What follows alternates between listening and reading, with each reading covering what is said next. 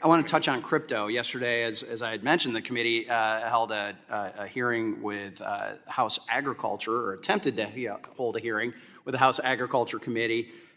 Turned into a very important roundtable as well regarding digital asset market structure reform. So can you quickly explain how important it is for America to take the lead here, especially as we see China leaping ahead? Yes, sir.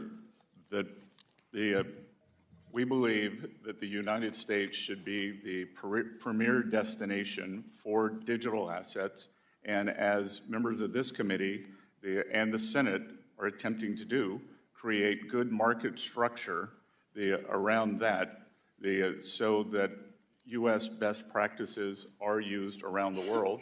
And that's really the point, right, is having American U.S. best practices to sort of set the pace for others to follow, rather than us trying to fill in the holes that others that may be created as others set that pace.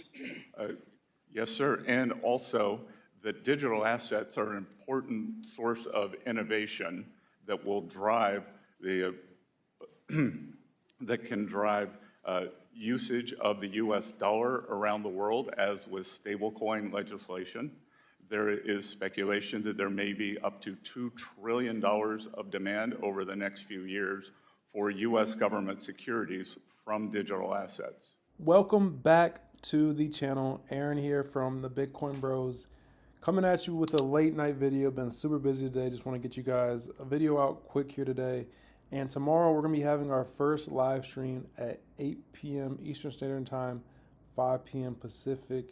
Make sure to check that out. We'll be going live for you guys, going over Bitcoin, MicroStrategy, news out there. So stay tuned for that. And as we watch today's video, I want you really just to think about what's actually starting to happen for Bitcoin and strategy. And I hope you guys have been in this trade for some time, because if you are, you're going to start to feel the effects of Bitcoin over the next year or two. And you're going to really start to feel the effects of strategy over the next year or two. And a couple of months ago, when Bitcoin was down to 70,000, we were telling everybody, hey, this is a great opportunity to get in. And we had a lot of hate comments because of that. Even from years ago, we've been talking about this stuff for years now on our channel. And I hope you guys have been along for the ride, and I hope you're really excited for what's coming next, because it's really starting to take off now. But let's just go ahead and get into it. Strategies at 404. And the overnight market, you got Bitcoin pumping here tonight at 99,000. The most actively traded stocks today, you have strategy still coming into the top 10 with $4 billion of actively traded volume. This source here is actually really interesting from River. More Americans are invested in Bitcoin than compared to gold. You have 50 million Americans versus 36.7 million Americans who are invested in gold. So we see what the more premium asset is here is definitely Bitcoin. And you look at this chart and you see there's a huge mispricing. You have Bitcoin still below a $2 trillion market cap, while gold is at $22 trillion. So we know Bitcoin is a better gold, and eventually there will be a flippening that happens. How long that takes, nobody really knows, but it's coming in the future. And I just want you guys to really think about Bitcoin today. This is really life-changing stuff. Bitcoin strategy, even the crypto market has changed my life. It's changed, Sean's life, as we continue to talk about Bitcoin. As for the years to come, it's going to start changing more and more people's lives around the world. And I really just want you guys to think about that in today's video, because look at what is really happening. We have Howard Lutnick, the CEO of Cantor Fitzgerald. They position 39.2% of the firm's top holdings into MSTR. So Cantor Fitzgerald is a MSTR bull, which means they are a Bitcoin bull. And then you have Arizona becoming the second U.S. state to pass the Strategic Bitcoin Reserve Bill into law. How is this different from the bill that was shot down just the other day? That one was just utilizing any funds that they could get their hands on to buy Bitcoin. This one is getting Bitcoin in a budget neutral way. So it's a little bit different, but the governor did sign off on this bill, even though she didn't sign off on the one the other day. So we have states now investing in Bitcoin. Earlier today, we saw New Hampshire. The governor signed HB 302, creating the nation's first state-level Bitcoin reserve fund. So they're going to be placing up to 5% of the total funds into Bitcoin, and I believe 5% would put that total Bitcoin bought by New Hampshire around $8,000. We'll be talking more about this tomorrow to give you guys some exact figures. Stay tuned for that. But understand what's happening now. We're having states, we have the government in the United States buying Bitcoin and putting it on their balance sheet as a reserve asset.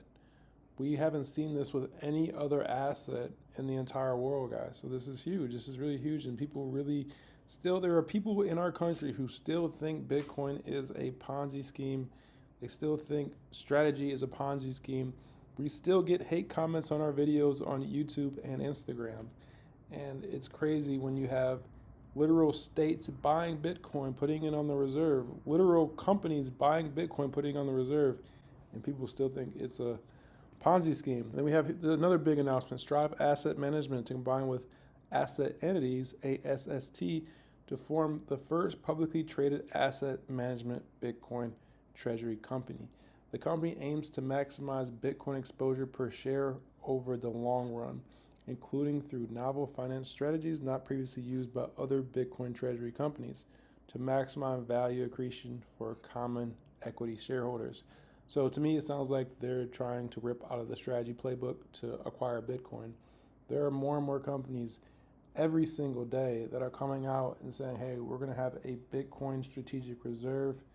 So many companies now, guys. I mean, there's so many, and that trend is going to continue to go that way because strategy has been very successful. And as Bitcoin price continues to go up, strategy will become even more and more successful. So other companies will look at that and say, hey, we need to do what strategy is doing. And we're seeing that in other countries now. We're seeing that with Metaplanet. A lot of Japanese countries are following what Metaplanet's been doing because they've been successful. And for other countries around the world, we're going to see the exact same thing. And speaking of Metaplanet, they acquired an additional 555 Bitcoin for 53.4 million. They have a Bitcoin yield per day, year to date, 136.7%. And they now hold 5,555 Bitcoin. They're looking to acquire 10,000 by the end of the year, and I believe 20,000 by the end of next year. And then you have UK listed Smarter Web. Buck buys another 4.85 Bitcoin. They now hold around 11 BTC there. And then you can see here, this is the Bitcoin ETF's net flows for today, around $142.29 million flowing into the ETFs. So you're just seeing a massive amount of Bitcoin buying pressure. That is why we're seeing the Bitcoin price continue to go up. We're probably going to pass $100,000 soon. And we have continued to look at this chart here from Colin Talks Crypto. Shout out to him. It's continuing to follow this line here. Bitcoin's continuing to go up right along with M2. We'll see if that trend continues or not. But Bitcoin is very bullish right now. And that's really all I have for you guys today. Short video here. There's a clip I want to play for you guys at the end. But I appreciate you watching all the way to the end. Make sure to like and subscribe if you haven't already. We have new Bitcoin strategy crypto videos coming out every single day. So make sure to subscribe. I'm out. I'll see you guys in the next one. Have a great rest of your day. So here's the hard truth about publicly traded equities. If I expand my view from New York Stock Exchange and NASDAQ to, all the over-the-counter publicly traded securities, there's 12,000. Of those 12,000, 15% can beat the S&P index. 15% beat the index over the course of a decade. 12% of them have a stock that's got more than $10 million a day of liquidity. 83% of all the trading volume in the stock market in the United States is 100 stocks. When you watch CNBC and it's like, NVIDIA, Apple, Google, Meta, NVIDIA, Apple. My opinion of Apple. My opinion of NVIDIA. My opinion of the 2X NVIDIA ETF. Apple, 2X Apple. NVIDIA, Meta. Gold, Bitcoin, Bitcoin, Bitcoin.